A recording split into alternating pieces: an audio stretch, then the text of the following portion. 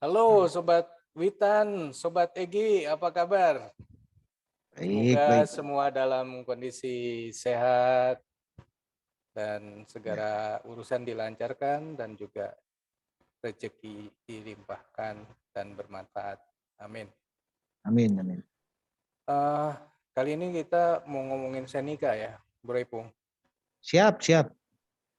Jadi kan ada ada yang bilang, ada yang komentar katanya eh, gimana kalau Senikanya dibeli aja sama pengusaha Indonesia?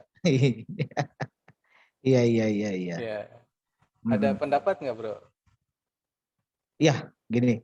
Mungkin yang berpendapat sebaiknya Senika dibeli oleh pengusaha Indonesia, mungkin belajar dari informasi yang pernah didapat mengenai keterlibatan pengusaha Indonesia dalam membeli Inter Milan dan salah satu klub di Liga Belgia.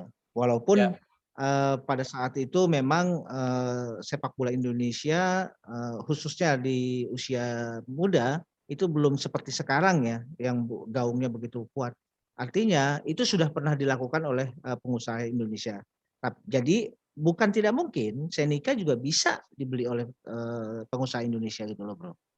jadi kalau dari sisi bisa itu bisa ya. Bisa, Cuman bisa. apakah terjadi atau enggak kan pasti pertimbangannya nggak cuma Iya, sekedar bisa dong, ya nggak? betul, betul. Ya. Karena pertimbangannya banyak. Pertimbangannya salah satunya begini. Kenapa kemudian pengusaha Indonesia pernah beli Inter Milan?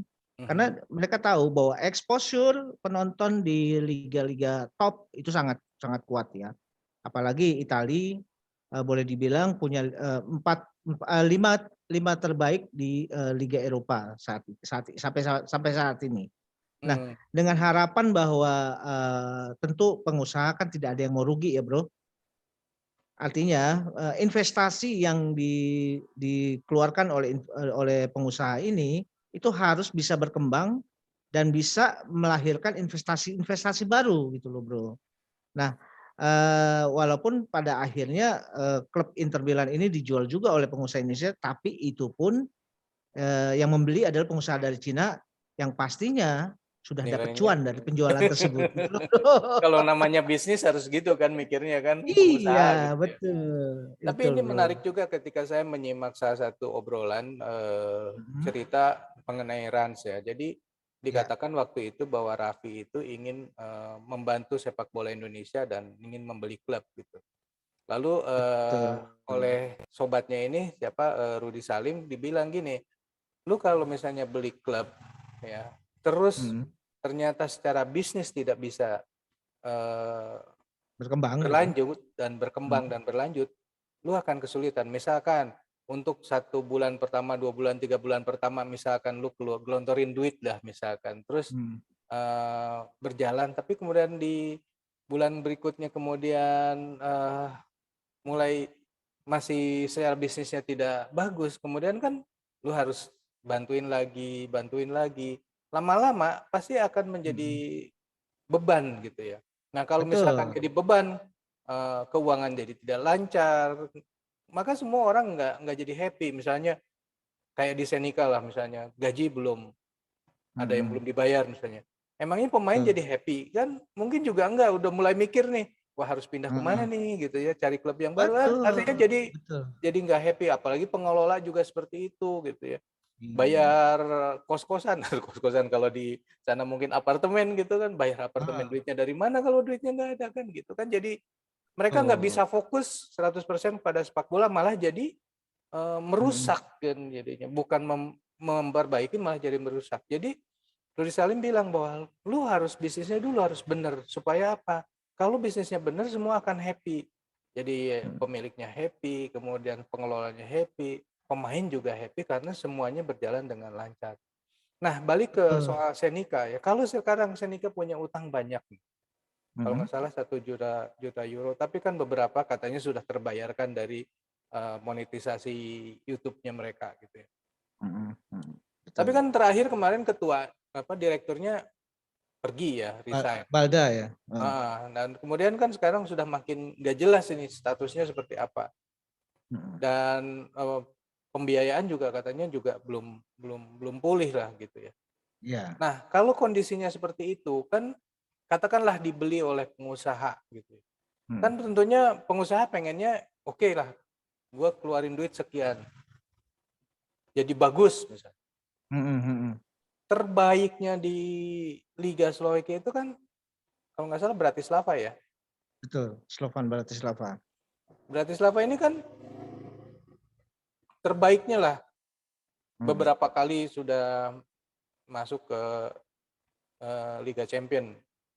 Kita lihat aja, berarti kan berkacanya adalah kalau Senika ini berhasil ya berarti menggantikan atau mendampingi Bratislava di Slovakia. Ya, Nah, betul. itu kan belum membuat, ya mungkin Bratislava sekarang bisa survive lah dengan Mhm. kondisi seperti itu, artinya juga secara bisnis memungkinkan gitu kan. Ya. Tapi kalau misalnya kemudian ini adalah menjadi Senika ini menjadi sebuah tim yang dia anggap sebagai hub ya dari pemain-pemain Indonesia, ya mungkin itu jadinya pengusahanya mikir, ini gua ini mau cari untung apa mau jadi yayasan. Yayasan juga harus jelas dari mana duitnya kan. Betul. Ada ini nggak, ada komentar nggak dengan Ya, apa yang gua sampaikan? betul. Jadi gini, tentu kan pengusaha juga mesti melihat, environment di mana liga itu bergulir ya. Karena, lingkungan di mana liga itu bergulir akan menentukan, ke depannya. Apakah, liga ini menjual atau tidak gitu loh. Mhm, Nah, selama ini yang saya lihat, eee, s eee, Slowakia itu belum tumbuh, lingkungan di mana, yang memungkinkan sebuah liga berjalan dengan glamor katakanlah. Karena, Slowakia sendiri secara ini ya, populasi penduduk juga kan sedikit. mhm, Kemudian, di Eropa sekalipun dia mungkin tingkat ekonominya belum tumbuh ya, tumbuh sebaik misalkan, katakanlah, yang setipe ya dengan Rumania, mhm, misalkan dengan apa namanya, ya apa, katakanlah dulu pecahan-pecahan Yugoslavia gitu loh. mhm, mhm, Dan ini juga kan ada persoalan tersendiri ya, seperti itu. Nah, tentu ini yang akan membuat pengusaha akan berpikir, kira-kira mhm, modal gue balik tidak gitu loh. mhm, mhm, mhm, Nah itu yang jadi masalah. Nah, kalaupun, apa namanya, ada yang berani, pengusaha untuk masuk, dia juga harus disupport betul oleh salah satunya oleh pemerintah Slowakia dan, regulator regulator liga. Regulator liga itu harus membentuk liganya menjadi liga yang sehat gitu loh. mhm, Jangan seperti sekarang gitu loh. Jadi mhm, nggak bisa satu pengusaha kemudian memberikan solusi bahwa liga ini akan berjalan sehat. Harus dibarengi oleh semua lingkungan yang, mendukung gitu loh, Bro. mhm.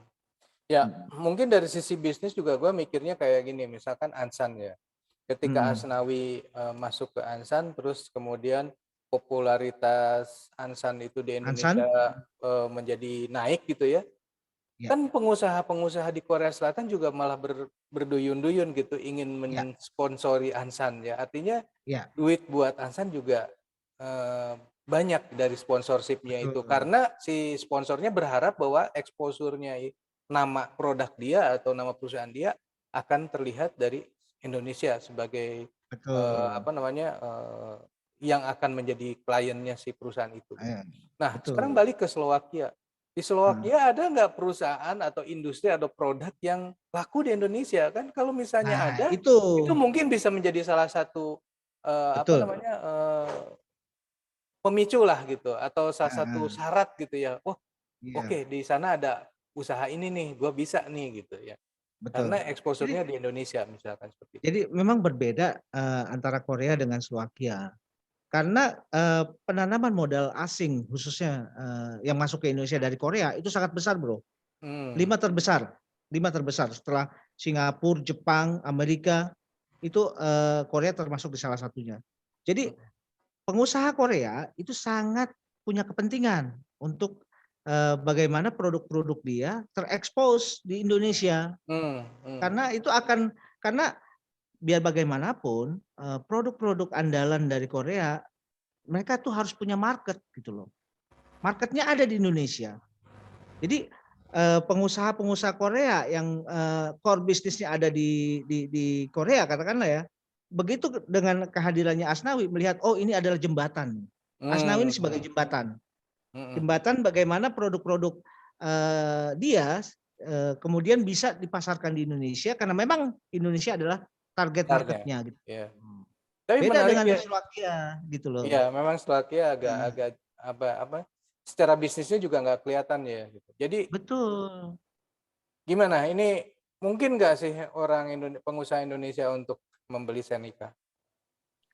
Untuk saat ini ya, dengan environment, dengan apa namanya track record dari Liga Slovakia yang belum juga menampakkan hasil yang bagaimana gitu ya kalau dibandingkan dengan liga-liga lain, rasanya agak sulit bro. Agak sulit pengusaha Indonesia untuk katakanlah mengucurkan dananya di Slovakia gitu loh bro. Mungkin Karena biar lebih bagaimanapun suka mengucurkan dananya di Indonesia ya, beli klub-klub di Indonesia mungkin. lebih baik Seperti begitu. Seperti dilakukan apa yang dilakukan, Johor ya. ya betul itu loh bro. Seperti itu. Oke deh. Ya. Oke kalau gitu. Baik para sobat Witan, sobat Egi, mudah-mudahan tadi sudah nangkep ya bahwa ya seperti itulah kondisinya. Gimana komentarnya? Ada yang setuju atau enggak? Silakan tulis di komentar ya. Oke, Bro Ipung, Siap. thank you ya obrolannya Thank you seru bro. banget ya.